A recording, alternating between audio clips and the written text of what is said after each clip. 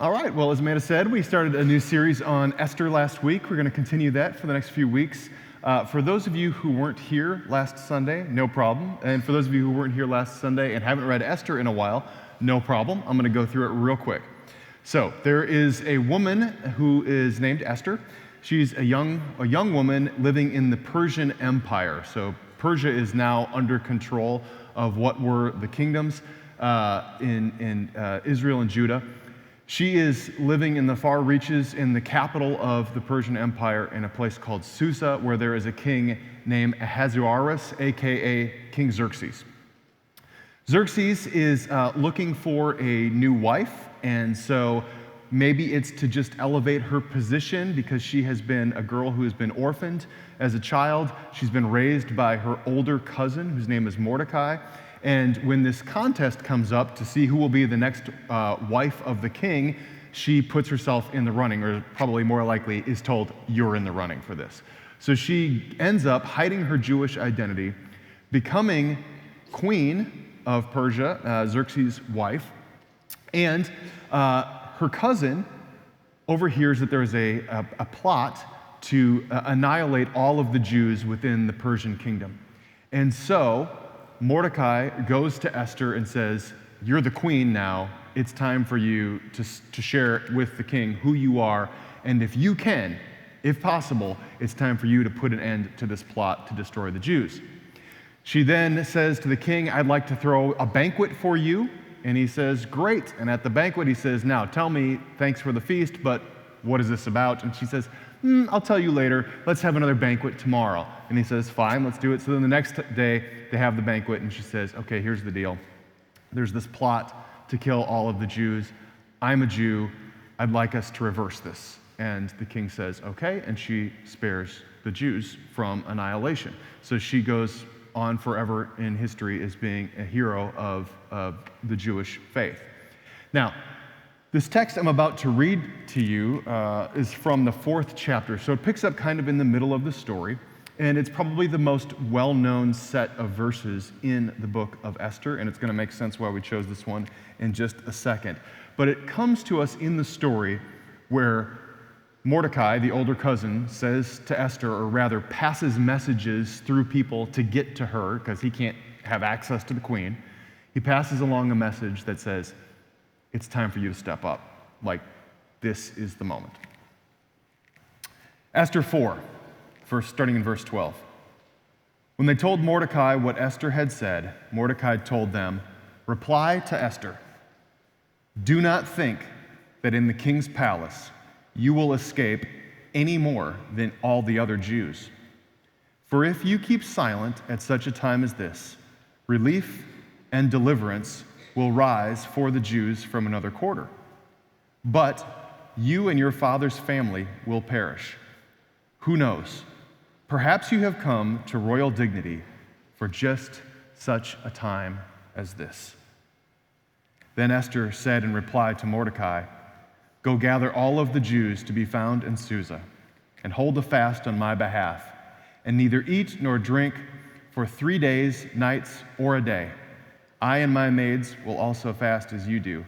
After that, I will go to the king, though it is against the law, and if I perish, I perish. Mordecai then went away and did everything as Esther had ordered him. On the 3rd day, Esther put on her royal robes and stood in the inner court of the king's palace opposite the king's hall. The king was sitting on his royal throne inside the palace opposite the entrance to the palace. As soon as the king saw Queen Esther standing in the court, she won his favor, and he held out to her the golden scepter that was in his hand. Then Esther approached and touched the top of the scepter, and the king said to her, what is it, Queen Esther? What is your request? It shall be given to you, even half of my kingdom. The word of God for the people of God. Thanks be to God.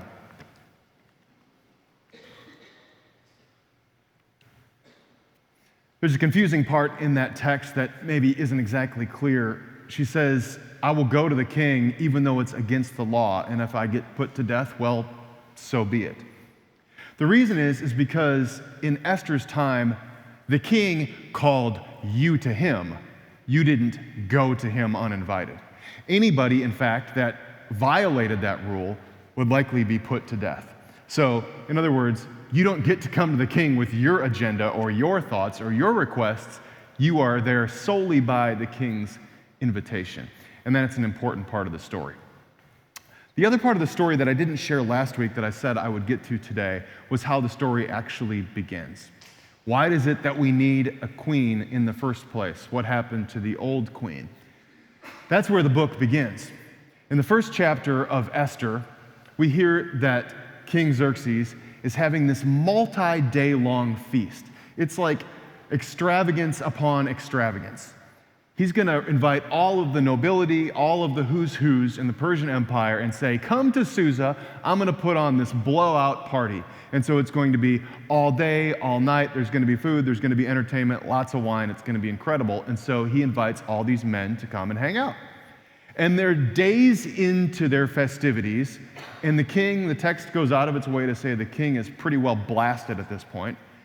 And the king says, hey, go fetch my wife, Queen Vashti, and tell her to put on her crown and to come and dance for us. I want to show off to my guests how beautiful my wife is. Now, a lot of scholars believe that when the king says, put on the crown, he means, and only the crown, and come and dance for the men. Queen Vashti is her name, and Vashti hears this request/insistence upon the king, and she does the unthinkable. She says, no, I will not degrade myself like that. I'm not coming. The king gets word back that Queen Vashti has said no to him. Nobody says no to the king, including the queen. And almost humorously, he calls for all of his legal experts and says, what do we do now? This has never happened before in the history of the planet. And they say, well, first of all, we have to declare that when this happens, the queen is dismissed. She cannot be allowed to be the queen anymore. And if she's allowed to be the queen anymore, not only will she have disobeyed you, but none of the wives in the empire will ever listen to their husbands again. And so it's almost comical the way that it's written, but this is the way that the story is told. And so that's why Queen Vashti is dismissed. Now, what happens in today's story is that the most important part is that line about, perhaps you have come to nobility for such a time as this. But there's also some other little subtle things going on in the background of the text. Queen Esther is sort of standing on the shoulders of Queen Vashti by taking a stand against the king, but in a clever way that he doesn't recognize. So, for instance, remember how Queen Vashti is told at the king's insistence, at his demand, to come to him to dance. In this story today, Queen Esther goes uninvited, putting herself, her life at risk, and going to the king. So in the one story, you have the queen insisted upon. In this story, Esther goes to the king on her own. And the next part of the story, Queen Vashti is told to come only wearing her crown. But the text today about Esther says Esther puts on her royal robes, not her royal robe. It's almost like she puts on a garment and maybe another garment, just to say, guess what? I'm showing up not naked to you, king. So it's brilliant storytelling, right? But it's like she's making this point, right? I'm coming uninvited. I'm wearing all of my garments, and I'm going to throw a feast for you. Unlike the one that you threw for your boys that lasted several days, we're going to do a multi-day long feast, and at the end, I'm going to get to declare what happens next. Pretty brilliant on her part. So, Esther's now in the driver's seat. And the king is so taken aback by her approaching him that he says, come, tell me, what is it that I can do for you? Anything for you, my dear. Now, maybe King Xerxes learned from his previous mistake, but in this case, he says, just tell me what you want. And she says, let's have a feast. And that's how we begin this process of saving the Jewish kingdom. But the part that we want to zero in on, apart from Esther just being a real awesome gal in this story, like really stepping up and being one tough chica, is that in this part of the story is where we get Mordecai saying, perhaps this is what this has been building up to. I mean, it's not as though the story starts in the beginning and God says, hey, Esther, I've got a plan for you. I want you to enter into the contest to become the next queen. It just sort of happens. And so the text lays it out. The story is told in such a way where this is providential, right? God has been sort of watching this from afar, maybe making some of these things happen. And I think there's parts of our lives where we feel like God's hand has been involved in there, but also I think it's important to note that there is free will in this story. Esther doesn't have to do this. She doesn't have to put herself out there. She doesn't have to go to the king with her life potentially on the line in this process. But as Mordecai reminds her, maybe that this is what you are supposed to do. Maybe this is where God is having some involvement in this story. And maybe you are in this place and in this moment for such a time as this. Now, as you saw in the song that we sang, in the prayer that we said at the beginning of the service, in the children's message, the question then translates to us as where are we called to be? What are we supposed to do? And we can think of this in very broad terms, like, what am I supposed to do with my life? How am I supposed to live? What should be my vocation? That kind of thing. But really, I want to move from that macro level down to the more of the micro. I think more of the decisions that we make in our lives that have the most significant impact often have to do with the small decisions that lead to consequences or results that we would never have anticipated.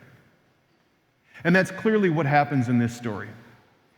Esther puts herself out there, ends up being able to save her people, and is forever enshrined in the annals of history as the woman who saved the Jewish people.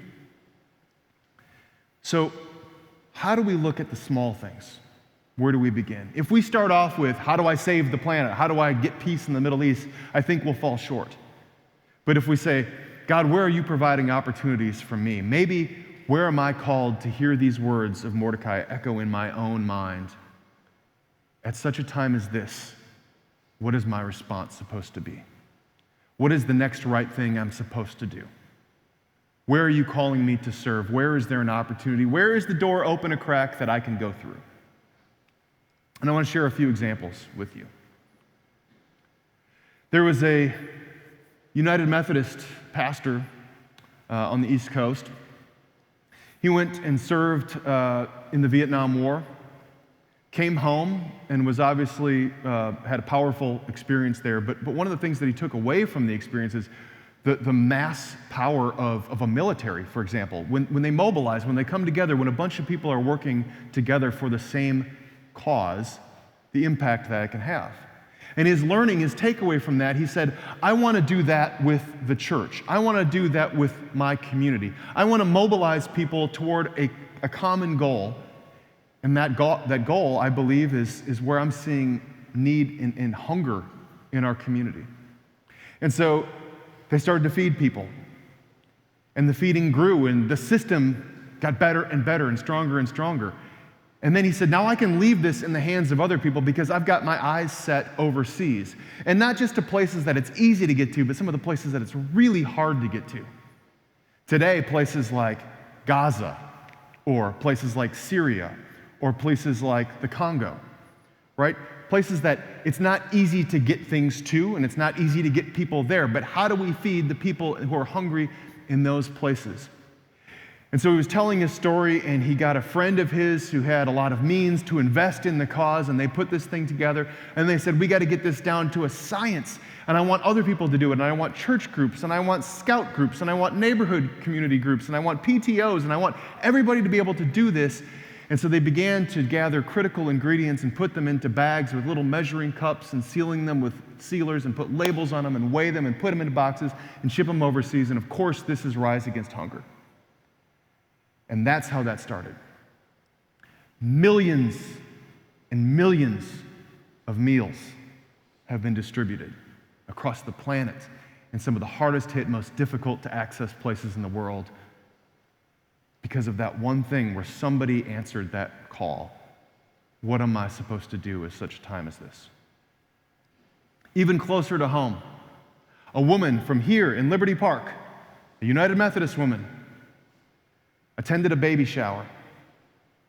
And at the baby shower, the gifts were coming in for this mom. She was a single mom, raising this child, or going to be raising this child on her own. And the gifts were being offered, and then the conversation turned to the incredible expense it takes to raise a child, especially in infancy. They got to talking about diapers, the cost of diapers, the amount of one's budget that just went to diapers for an infant in a year's time. So what if we started a diaper bank and got that started, gave away more diapers, people could contribute to it, we can bundle them up, sort them out, give them away. Bundles of Hope was born out of that conversation at a baby shower because two women saw a need and they said, maybe we should do something about this. Every month now, over 100,000 diapers get given away in the Birmingham area because of that ministry. Let's go back even further. A man from Galilee who knows what he's called to do gathers 12 others, 12 men, very average by the standards of their day. Says, come and follow me. And they had the courage to say, maybe at such a time as this is what I'm supposed to do to respond. And they follow him. They're led by him. They learn from him. And then they go on to start the church. And the message gets shared with others who share it with others who share it with others. People like Lydia in Philippi start a house church, the first church in Europe. It goes into Asia Minor. It goes across the Mediterranean. It goes to North Africa. It goes all the way to the British Isles.